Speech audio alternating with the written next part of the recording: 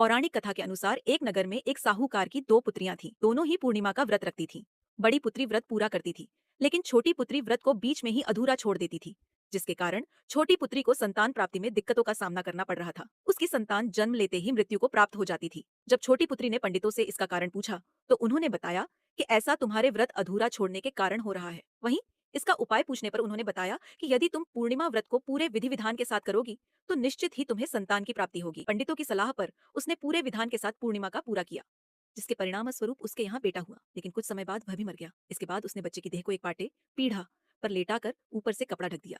फिर वह अपनी बड़ी बहन को बुलाकर लाई और उसे उसी पाटे पर बिठाने लगी। बड़ी बहन जब उस पर बैठने लगी, जो उसका लहंगा बच्चे का छू गया और वह जीवित होकर रोने लगा। यह देखकर उनकी बड़ी बहन ने कहा कि तू मुझे कलंक लगाना चाहती थी, मेरे बैठने से यह मर जाता। इस पर छोटी बहन ने उत्तर दिया कि यह बच्चा तो पहले से ही मृत था, बल्कि तेरे ही भाग्य से यह जीवित हो गया। इसके बाद दोनों बहनों ने सभी नगरवासियों को शरद पूर्णिमा व्रत की महिमा और विधि